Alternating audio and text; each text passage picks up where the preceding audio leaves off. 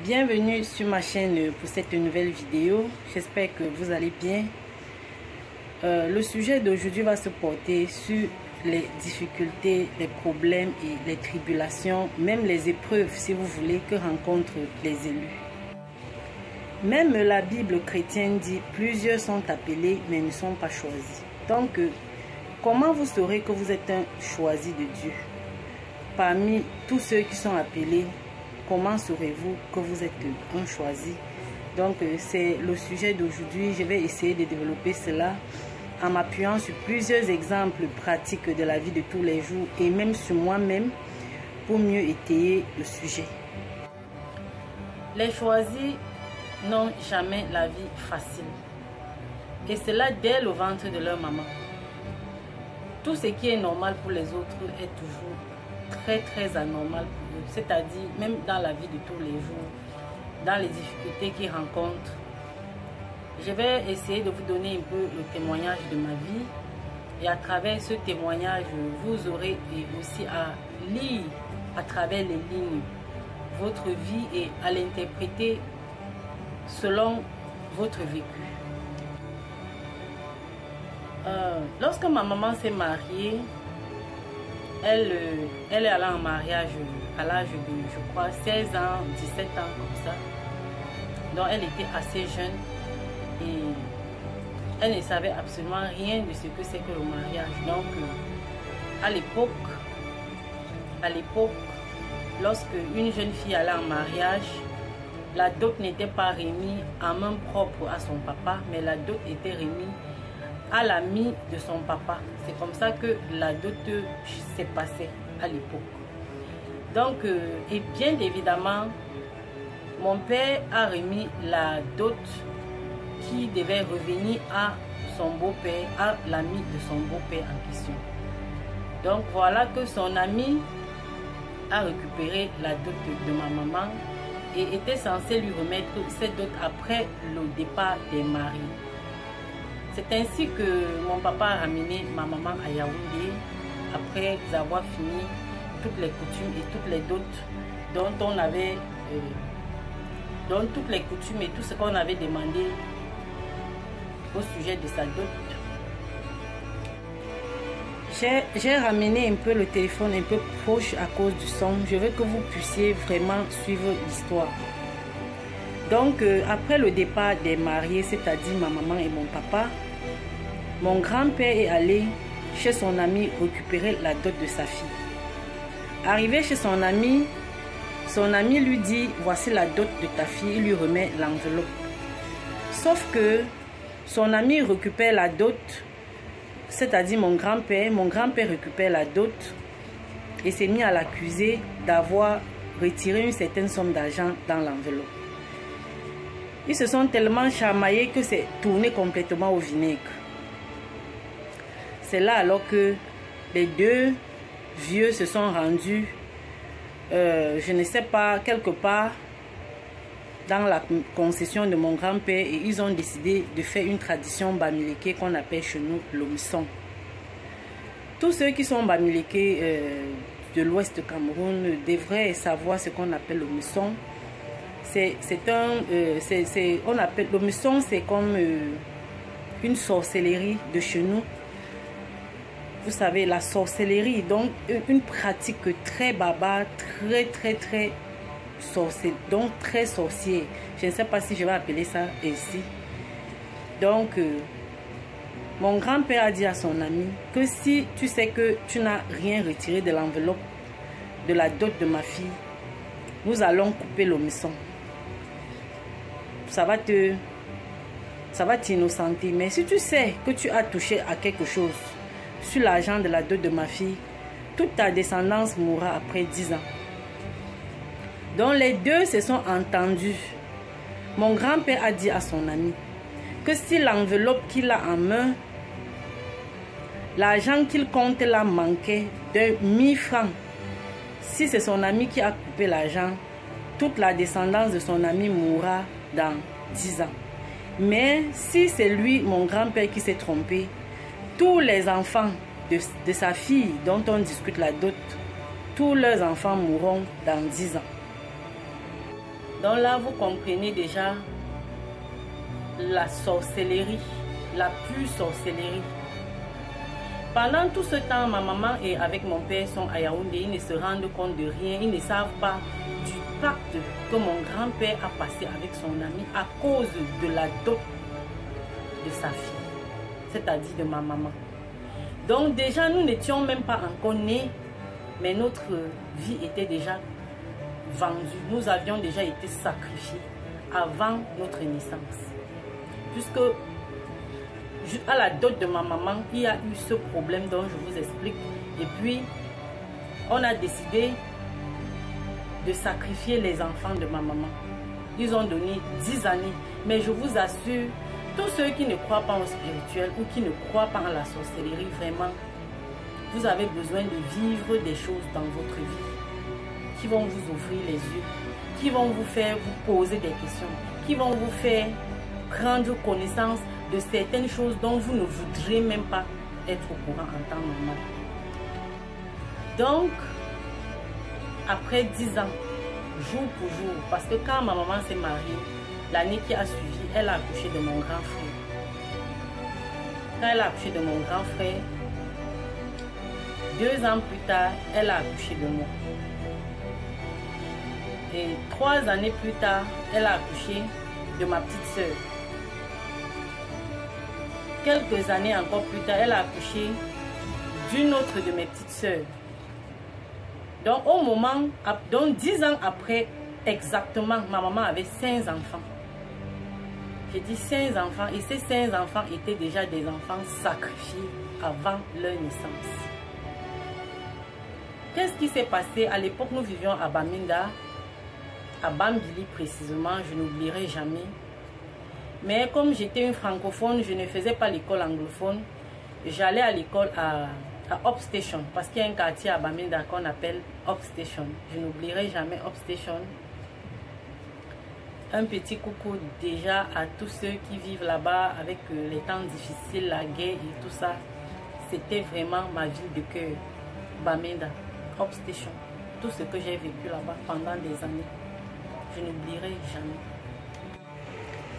Donc, comme je le disais tantôt, je fréquentais, mon grand frère et moi, nous fréquentions à Upstation. Donc, il y avait un bus du gouvernement là où mon père travaillait, parce que mon père travaillait à l'IRAT. Bon, autrefois, ils appelaient IRZ. Donc, dans les années qui ont suivi, ils ont appelé IRAT. Donc, nous avions un bus de l'IRAT qui nous portait de Bambili pour Upstation tous les jours. Nous fréquentions dans un camp militaire comme ça, je crois. Le camp c'était des tôles recourbées. Je crois que tous ceux qui connaissent Upstation savent exactement de quelle école je parle. Donc c'est juste une petite parenthèse, je reviens dans le vif du sujet. Donc mon grand frère et moi, nous fréquentions à Upstation. Et le bus nous ramenait tous les jours. Donc, un jour, mon grand frère, il tombe évanoui à l'école. Il tombe évanoui à l'école. Les infirmiers n'arrivent pas à le secourir. On l'amène d'urgence à l'hôpital central de Bamenda. Quand on l'amène à l'hôpital central de Bamenda, il vomissait du sang. Il vomissait du sang. On a appelé mon père à travers de son chef, puisque à l'époque, il n'y avait pas encore les téléphones. Les téléphones étaient seulement les téléphones fixes, les téléphones de bureau. Donc, on a pu joindre mon papa en appelant l'IRAT. Quand ils ont appelé l'IRAT, on a informé mon papa que son enfant était à l'hôpital. Moi, j'étais déjà rentrée à la maison parce que je n'étais qu'une enfant. À l'époque, j'avais 8 ans. Voilà, j'avais 8 ans. Je ne savais même pas ce qui s'est passé. Donc c'est comme ça que mon papa court, il arrive à l'hôpital. Et puis le soir, on l'attend, il revient avec le sang partout sur lui, sur ses chaussures. Il revient en larmes, complètement abattu. Mon grand frère avait rendu l'âme. Brusquement, sans avoir été malade. Rien du tout, comme je vous dis là.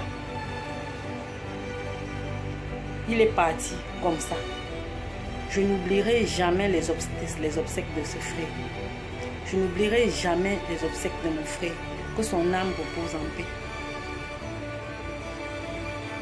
9 mois plus tard, après l'enterrement de mon frère, on est rentré à Bamenda et la vie a continué normalement.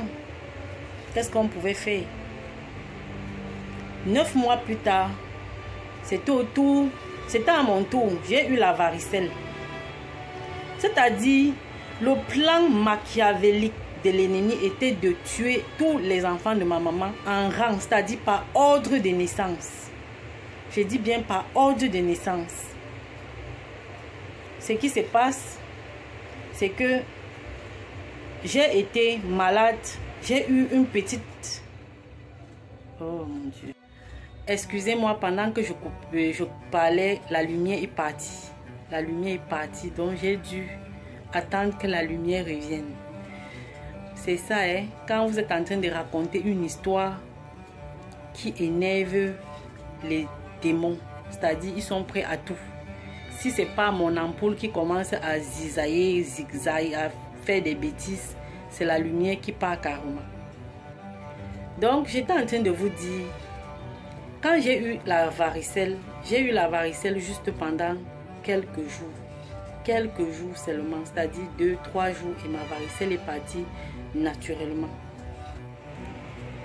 Et généralement, vous savez, dans une maison où il y a des enfants, les maladies contagieuses comme ça là se transmettent souvent entre les enfants, puisqu'on passe la journée ensemble, on joue, on s'amuse et tout ça. Donc on ne prend vraiment pas les précautions d'isoler la personne qui est malade, quoi. Donc naturellement, ma petite soeur a aussi contracté la varicelle, mais son cas est devenu autrement. Elle a commencé à chauffer, c'est-à-dire ses boutons ne se perçaient même pas. Elle chauffait, on a tout fait, on l'a amenée dans tous les hôpitaux. On est monté, on est descendu. Elle aussi, après juste quelques semaines, elle est décédée. Vous entendez? Elle est décédée.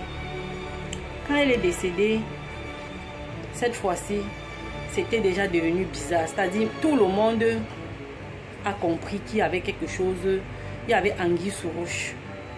Tout le monde, que ce soit du côté de ma mère ou du côté de mon père, ils ont compris qu'il y avait anguille sous roche. C'est ainsi donc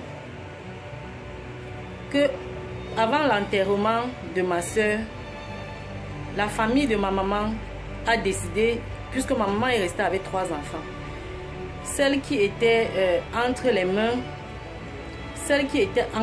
de ma maman n'avait que 3 mois, puisque ma maman venait d'accoucher, elle n'avait que 3 mois. Et c'est ma soeur en question qui est docteur aujourd'hui. C'est celle-là qui était encore bébé. Donc nous étions 3 qui restaient sur ces 5 enfants. La famille de ma maman a décidé d'aller nous garder quelque part à Yaoundé, puisqu'à l'époque nous vivions à Bamenda, à Bambili, comme je vous ai dit. Sous le prétexte que c'est sûrement mon papa qui tuait ses enfants, ils ont décidé de ramener ma maman chez nous. C'est-à-dire chez eux non, de quitter le mariage pour rentrer chez eux. Et ils l'ont fait sans l'accord de mon papa. Ils ont décidé qu'ils vont aller d'abord chercher, comme on le dit souvent chez nous les Bamileke, qu'ils vont aller chercher la raison de la mort de ses enfants. Mais je vous assure, je suis toujours dépassée quand je vois des gens qui croient au marabout. Parce que de toutes mes années de vie que j'ai vécues sur cette terre, je n'ai jamais vu un marabout qui a fait quelque chose pour m'épater. Je suis désolée, je n'ai jamais vu. Je ne sais pas pour vous, peut-être vous avez eu à voir des marabouts qui ont fait quelque chose pour vous, je ne sais pas. Mais quand je vais vous raconter mon histoire, vous allez comprendre ma position. C'est ainsi que la famille de ma maman, ils sont partis chez le marabout. Le marabout ne fait que dire qu'il voit un vieux avec la barbe blanche du côté de mon père. Ils sont allés partout, je dis partout. Tous les marabouts disaient que la sorcellerie vient du côté de mon père, que c'est mon père qui tue ses enfants, ou bien c'est le vieux, on voyait un vieux. Mais comme du coup on n'arrivait pas à voir exactement, puisque on dit le vieux, mon grand-père paternel était décédé depuis. Et mon père venait d'une famille tellement polygame que s'il fallait chercher le vieux qu'on disait vraiment, on n'allait jamais savoir de qui il s'agissait. Donc du coup, ils préféraient porter leurs soupçons sur mon père qui était innocent, qui ne savait rien. Il pleurait lui-même ses enfants. Mais on l'accusait d'être celui qui a sacrifié ses enfants. Ma maman était pour mon père. Elle disait que non, son mari ne peut pas faire ça. Et elle s'est accrochée. Elle a décidé de rentrer chez elle. Elle a décidé de rentrer chez elle. Donc elle a tenu tête à sa famille. Et elle a porté ses 3 enfants. Elle est rentrée chez son mari.